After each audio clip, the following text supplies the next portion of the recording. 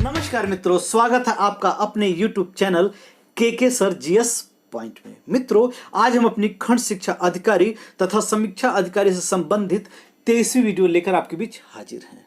मित्रों, आपसे अनुरोध है कि प्लीज वीडियो अच्छी लगे तो लाइक कर दीजिए, डिसलाइक और नहीं अच्छी लगे तो डिसलाइक जरूर कर दीजिएगा और कमेंट जरूर करिएगा। चलिए चलते हैं अपने प्रथम प्रश्न की तरफ। आज का प्रथम प्रश्न है, विजयनगर राज्य किस नदी के किनारे स्थित था? ऑप्शन में है गंगा, कावेरी, तुंगभद्रा, कृष्णा। इसका जो राइट आंसर है मित्रों वो है तुंगभद्रा।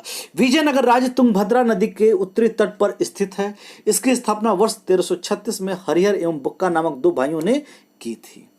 चलते हैं नेक्स्ट प्रश्न की तरफ जो है सेकंड है, बाल विहार प्रणाली के संस्थापक कौन थे? ऑप्शन में है मॉन्टेसरी, फ्रोबेल, थर्नडाइक और पर्सिनन। इसका जो राइट आंसर है मित्रों वो है फ्रोबेल।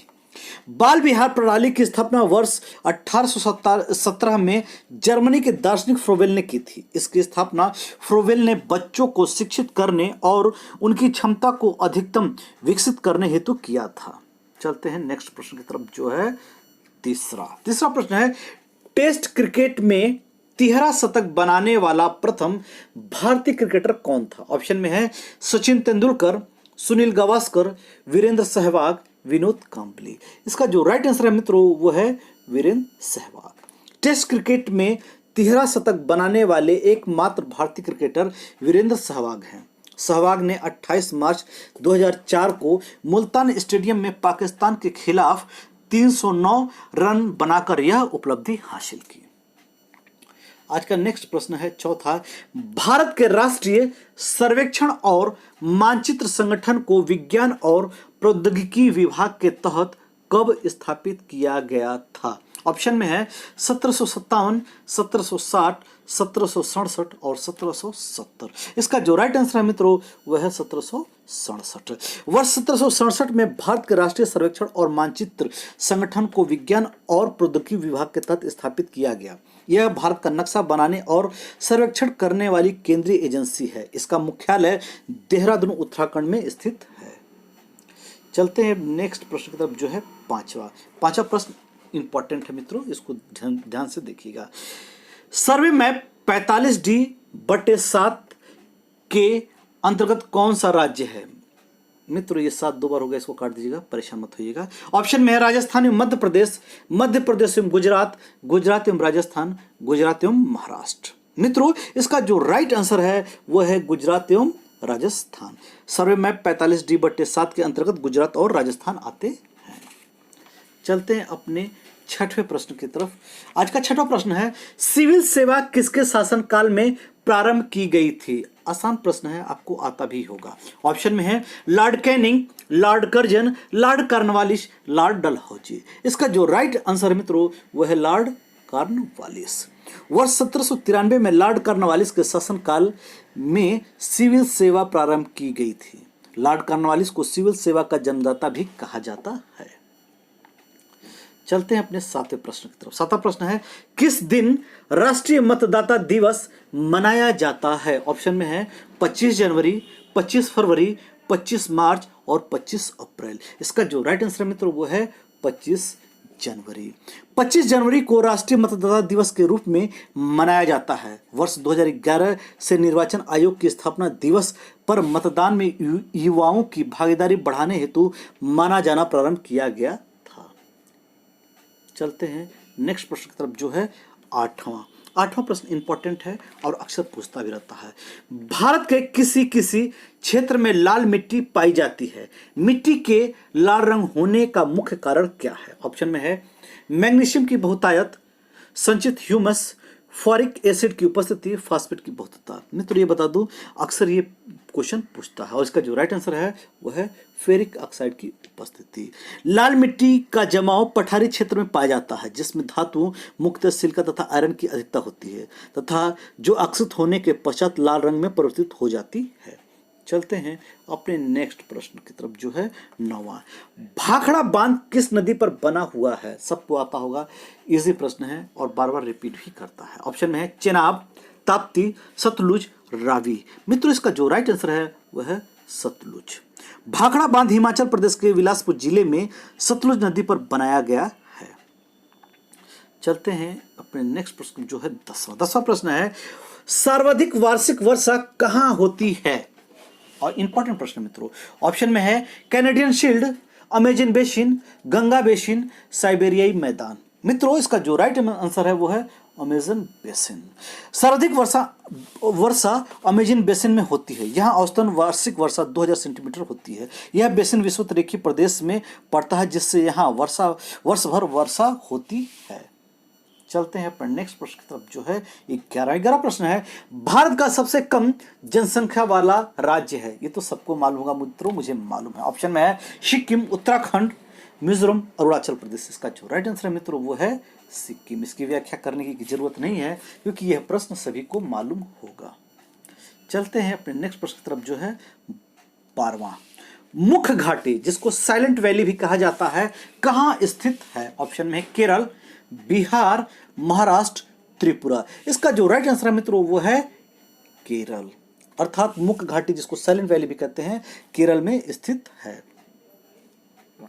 चलते हैं अपने 13वें प्रश्न की तरफ, भारत का सबसे बड़ा एकल द्वीप सुदूर दक्षिण में कौन सा है? ऑप्शन में है रामेश्वरम द्वीप, मिनिकॉय द्वीप, निकोबार द्वीप, ग्रेट निकोबार द्वीप। इसका जो राइट आंसर मित्रों वो है ग्रेट निकोबार द्वीप। भारत का दक्षिणतम द्वीप बड़ा निकोबार के नाम से जाना जाता है, जिसका दक्षिणतम बिंदु भारत का दक्षिणतम बिंदु है, जिसे इंदिरा पॉइंट कहा जाता है, जबकि प्रायद्वीपीय भारत का दक्षिणतम बिंदु कन्याकुमारी है। इसको प्रश्न को ढंग से समझ लीजिएगा मित्रों। नेक्स्ट प्रश्न है, भारत का रूर किस नदी बेसिन को कहा जाता है? अगेन इंपॉर्टेंट प्रश्न है, बार बार रिपीट करता। ऑप्शन में है दामोदर, हुगली, गोदावरी, स्वर्णरेखा। इसका जो राइट आंसर है मित्रों वो है दामोदर। दामोदर नदी बेसिन को प्रदूषण के कारण भारत का रूर कहा जाता है। चलते हैं अपने नेक्स्ट प्रश्न की तरफ जो है 15वां प्रश्न है, समुद्री जल का औसतन खराब, ओहो फिर ये थोड़ा सा गलत हो गया, यहाँ खराब नहीं होगा, यहाँ होगा खारापन।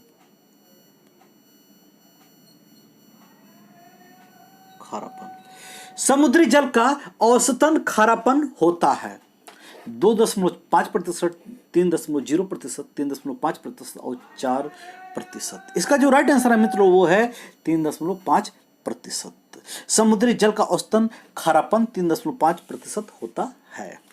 चलिए चलते हैं अपने नेक्स्ट प्रश्न की तरफ जो है 16वां प्रश्न है, कौन सा पठार भारत के खनिज दिल के देश के रूप में जाना जाता है? ऑप्शन में है फिर ये थोड़ा सा भांडेर पठार, छोटा नागपुर पठार, डेक्कन पठार, तिब्बती पठार। इसका जो राइट आंसर मित्रों वो है छोटा नागपुर पठार।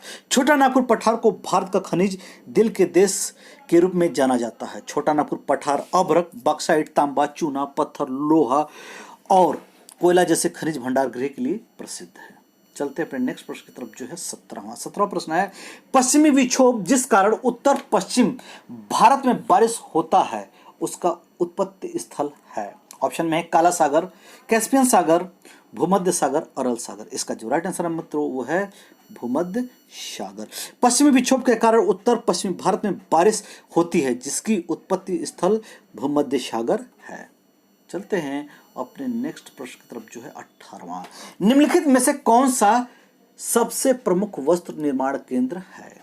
कर्नाटक, महाराष्ट्र, उड़ीसा, असम। इसका जो राइट आंसर है मित्रों वो है महाराष्ट्र। ध्यान दीजिएगा मतलब मित्रों इन चारों ऑप्शनों में ही आपको राइट आंसर चुनना है और इन चारों ऑप्शनों में जो राइट आंसर है वो है महाराष्ट्र। सूती वस्त्र उद्योग देश का सबसे प्राचीन एवं बड़ा उद्योग है। रेलवे के बाद सर्वाधिक रोजगार इसी उद्योग में उपलब्ध है। चलते हैं अपने नेक्स्ट प्रश्न की तरफ जो है 19वां, टेलीफोन नेटवर्क के तार पर डाटा संचरण द्वारा इंटरनेट उपलब्ध के लिए कौन सा प्रौद्योगिकी इस्तेमाल किया जाता है? ऑप्शन में है transmitter, diode, uniform resource locator, digital subscriber line. मित्रों इसका जो राइट आंसर है वो है digital subscriber line. Telephone network के तारों से डाटा संचरण द्वारा इंटरनेट उपलब्ध कराने के लिए डिजिटल सब्सक्राइबर लाइन प्रौद्योगिकी का इस्तेमाल किया जाता है। चलिए चलते हैं अपने नेक्स्ट 20वें प्रश्न की तरफ। 20वां प्रश्न है, संवैधानिक उपचारों का अधिकार के तहत आता है? ये इंपॉर्टेंट प्रश्न है, इजी भी है, आपको मालूम जरूर होगा। ऑप्शन में है मौलिक अधिकार, कानूनी अधिकार, संवैधानिक अधिकार, प्राकृतिक अधिकार। मित्रों ये आपको मालूम होगा, मुझे मालूम है। इसका जो राइट आंसर है वो है मौलिक अधिकार। चलते हैं नेक्स्ट प्रश्न की तरफ जो है 21वां प्रश्न है, किसान क्रेडिट कार्ड योजना किस वर्ष लागू की गई? मित्रों यह प्रश्न आपको बता दो, इस प्रश्न को बार बार रिपीट कर रहा है, कभी भी छोटी बड़ी हर परीक्षा में यह पूछ जरूर लेता है, इसलिए मैंने इस क्वेश्चन को बनाया है। ऑप्शन में है 1995, 96, 1998, 99, 2000, 2001, 2004 से 2005। मित्रों इसका जो राइट आंसर है वो है 98, 99। इसको आप इसी तरह रट लीजिएगा, बस यही प्रश्न पूछता है। चलते हैं 22वां प्रश्न है, निम्नलिखित में से कौन से महत्वपूर्ण व्यक्ति सभी 3 गोलमेज सम्मेलन में भाग लिए थे? ऑप्शन में है Madan Mohan Malviya, Annie Besant, Mahatma Gandhi, B R Ambedkar. इसका जो राइट आंसर है मित्रों वो है बी आर अम्बेडकर। मित्रों ये जो प्रश्न है इसके विषय में बता दूं कि ये बार बार रिपीट कर रहा है, इसलिए इसको आप लोग जरूर से लिख लीजिएगा। प्रथम गोलमेज सम्मेलन 12 नवंबर 1930, द्वितीय गोलमेज सम्मेलन 7 सितंबर 1931 तथा तृतीय गोलमेज सम्मेलन 17 नवंबर 1932 में हुआ। तीनों गोलमेज सम्मेलन में दलितों की ओर से बी आर अम्बेडकर ने भाग लिया। महात्मा गांधी ने कांग्रेस के प्रतिनिधि के रूप में केवल दूसरे गोलमेज सम्मेलन में भाग लिया था। चलते हैं अपने नेक्स्ट प्रश्न की तरफ जो है 23वां। भारतीय अर्थव्यवस्था का मेरुदंड कौन सा क्षेत्र है? ये भी इंपॉर्टेंट प्रश्न है और बार बार पूछता है। ऑप्शन में सेवा क्षेत्र, वित्तीय क्षेत्र, पर्यटन क्षेत्र और कृषि क्षेत्र। इसका जो राइट आंसर है मित्रों वो है कृषि क्षेत्र। कृषि क्षेत्र को भारतीय अर्थव्यवस्था का रीढ़ कहा जाता है। चलते हैं अपने नेक्स्ट प्रश्न जो है 24वां। इकोनॉमिक सर्वे किसके द्वारा प्रकाशित होता है? अगेन इंपॉर्टेंट प्रश्न मित्रों, ये बार बार पूछता है। Reserve bank of India, planning commission, ministry of finance, Indian statistical institute. इसका जो राइट आंसर है मित्रों वो है मिनिस्ट्री ऑफ फाइनेंस। आर्थिक समीक्षा अर्थात इकोनॉमिक सर्वे वित्त मंत्रालय भारत सरकार द्वारा जारी किया जाता है। ये हो गया मित्रों आज का हमारा 24 प्रश्नों का श्रृंखला समाप्त है। प्लीज़ मित्रों यदि वीडियो अच्छी लगे तो लाइक शेयर सब्सक्राइब जरूर कर दीजिएगा और वीडियो को फुल वॉच करने के लिए बहुत बहुत शुक्रिया, मेहरबानी, धन्यवाद।